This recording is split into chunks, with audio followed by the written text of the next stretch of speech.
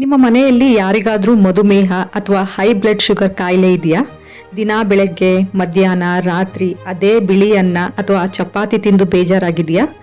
ಆದರೆ ನಿಮಗೆ ಗೊತ್ತಾ, ನಾವು ದಿನ ತಿನ್ನುವ ಈ ಪಾಲಿಷ್ ಮಾಡಿದ ಬಿಳಿ ಅನ್ನ ನಮ್ಮ ದೇಹದಲ್ಲಿ ಸಕ್ಕರೆ ಪ್ರಮಾಣವನ್ನು ರಾಕೆಟ್ ವೇಗದಲ್ಲಿ ಹೆಚ್ಚಿಸುತ್ತದೆ. ಹಾಗಾದರೆ ಇದಕ್ಕೆ ಪರ್ಯಾಯವೇನು? ಇವತ್ತಿನ ಆಧುನಿಕ ವಿಜ್ಞಾನದಲ್ಲಿ ಡಯಾಬಿಟಿಸ್ಗೆ ರಾಮಬಾಣ ಅಂತ ಸಾಬೀತಾಗಿರುವ ಈ 3 ಅದ್ಭುತ ಸಿರಿಧಾನ್ಯಗಳು ಅಂದರೆ ಮಿಲ್ಲೆಟ್ಸ್ಗಳು ನಮ್ಮಲ್ಲಿವೆ. ಇವುಗಳನ್ನು ಸರಿಯಾದ ಕ್ರಮದಲ್ಲಿ ತಿಂದರೆ ಕೇವಲ ಕೆಲವೇ ದಿನಗಳಲ್ಲಿ ನಿಮ್ಮ ಬ್ಲಡ್ ಶುಗರ್ ಲೆವೆಲ್ ನಾರ್ಮಲ್ಗೆ ಬರುತ್ತದೆ. ಹಾಗಾದರೆ ಆ 3 ಸಿರಿಧಾನ್ಯಗಳು ಯಾವುವು ಮತ್ತು ಅವುಗಳನ್ನು ಹೇಗೆ ತಿನ್ನಬೇಕು ಅಂತ ಇವತ್ತಿನ ವಿಡಿಯೋದಲ್ಲಿ ಡೀಟೇಲ್ ಆಗಿ ತಿಳಿಸ್ಕೊಡ್ತೀನಿ. ಸೊ ಮಿಸ್ ಮಾಡದೆ ಕೊನೆಯವರೆಗೂ ನೋಡಿ. ಶುಗರ್ ಹೆಚ್ಚಾಗಲು ಅಸಲಿ ಕಾರಣವಾದರೂ ಏನು? ಮೊದಲು ಒಂದು ರಹಸ್ಯವನ್ನು ಅರ್ಥ ಮಾಡ್ಕೊಳ್ಳಿ. ನಾವು ಅನ್ನ ತಿಂದ ತಕ್ಷಣ ಅದು ಬೇಗ ಜೀರ್ಣವಾಗಿ ರಕ್ತದಲ್ಲಿ ಒಮ್ಮೆಗೆ ಸಕ್ಕರೆಯ ಪ್ರಮಾಣವನ್ನು ಸ್ಪೈಕ್ ಮಾಡುತ್ತೆ. ಯಾಕೆಂದರೆ ಅನ್ನದಲ್ಲಿ ನಾರಿನ ಅಂಶ ಅಂದರೆ ಫೈಬರ್ ಇರೋದಿಲ್ಲ. ಆದರೆ ಸಿರಿಧಾನ್ಯಗಳಲ್ಲಿ ಪ್ರಕೃತಿದತ್ತವಾಗಿ ಅತಿ ಹೆಚ್ಚು ನಾರಿನ ಅಂಶ ಇರುತ್ತೆ. ಇದು ನಾವು ತಿಂದ ಆಹಾರವನ್ನು ಮೆಲ್ಲನೆ ಜೀರ್ಣವಾಗುವಂತೆ ಮಾಡಿ ರಕ್ತಕ್ಕೆ ಸಕ್ಕರೆಯನ್ನು ಅತ್ಯಂತ ನಿಧಾನವಾಗಿ ಬಿಡುಗಡೆ ಮಾಡುತ್ತೆ. ಸೊ ಇದರಿಂದ ನಿಮ್ಮ ಶುಗರ್ ಲೆವೆಲ್ ಎಂದಿಗೂ ನಿಯಂತ್ರಣ ತಪ್ಪುವುದಿಲ್ಲ.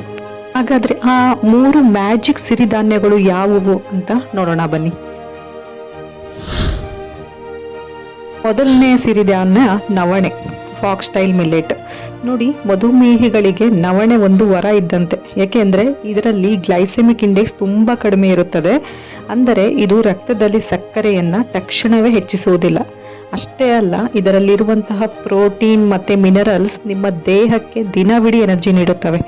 ಸೊ ನೀವು ಅನ್ನದ ಬದಲಾಗಿ ನವಣೆ ಅನ್ನ ಅಥವಾ ಉಪ್ಪಿಟ್ಟು ಮಾಡಿಕೊಂಡು ಕೂಡ ನೀವು ತಿನ್ನಬಹುದು. ಇದು ಆರೋಗ್ಯದ ಜೊತೆಗೆ ಅದ್ಭುತ ರುಚಿಯನ್ನು ಕೂಡ ಕೊಡುತ್ತೆ. ಎರಡನೆಯದು ಸಾಮೆ ಅಂದರೆ ಲಿಟಲ್ ಮಿಲ್ಲೆಟ್. ನೋಡಿ, ಸಾಮೆ ಅಕ್ಕಿ ನೋಡಲು ಸಣ್ಣವಾಗಿದ್ದರೂ ಇದರ ಶಕ್ತಿ ತುಂಬಾ ದೊಡ್ಡದು. ಏಕೆಂದರೆ ಇದು ಕೇವಲ ಡಯಾಬಿಟಿಸ್ಗೆ ಮಾತ್ರವಲ್ಲ, ಈ ಮಧುಮೇಹದಿಂದ ಬರುವ ನರಗಳ ದೌರ್ಬಲ್ಯ ಮತ್ತು ಸುಸ್ತನ್ನು ನಿವಾರಿಸುತ್ತದೆ. ಹಾಗೆ ಕರುಳಿನ ಆರೋಗ್ಯವನ್ನು ಕಾಪಾಡಲು ಮತ್ತು ಮಲಬದ್ಧತೆಯನ್ನು ದೂರ ಮಾಡಲು ಸಾಮೆ ಅಕ್ಕಿ ಅತ್ಯುತ್ತಮ ಆಹಾರ ಅಂತಲೇ ನಾವು ಹೇಳ್ಬೋದು. ಮೂರನೆಯ ಮುಖ್ಯ ಸಿರಿಧಾನ್ಯ ಅರ್ಕ ಅಂದರೆ ಕೋಡೋ ಮಿಲ್ಲೆಟ್ ಅಂತ ಇಂಗ್ಲೀಷಲ್ಲಿ ಕರಿತೀವಿ ಇದನ್ನು.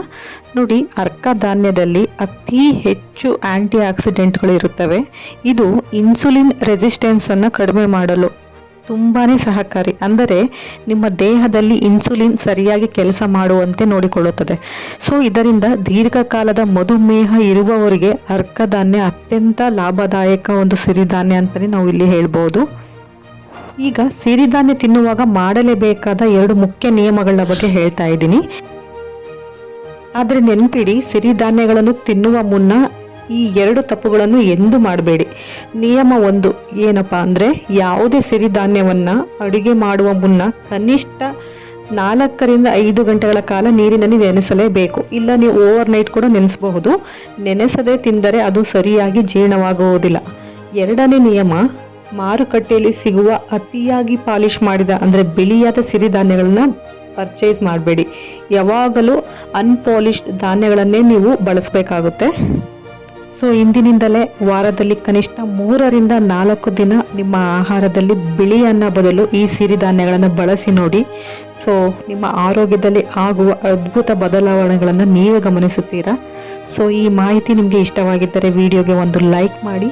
ಹಾಗೆ ನಿಮ್ಮ ಫ್ರೆಂಡ್ಸ್ ಮತ್ತು ಫ್ಯಾಮಿಲಿಯಲ್ಲಿ ಯಾರಿಗಾದರೂ ಶುಗರ್ ಇದೆಯೋ ಅವರಿಗೆ ಈ ವಿಡಿಯೋವನ್ನು ಈಗಲೇ ಶೇರ್ ಮಾಡಿ. ಇಂತಹದ್ದೇ ಉಪಯುಕ್ತ ಆರೋಗ್ಯ ಮಾಹಿತಿಗೆ ನನ್ನ ಚಾನಲ್ನ ಈಗಲೇ ಸಬ್ಸ್ಕ್ರೈಬ್ ಆಗಿ ಆರೋಗ್ಯವಾಗಿರಿ. Thank you so much.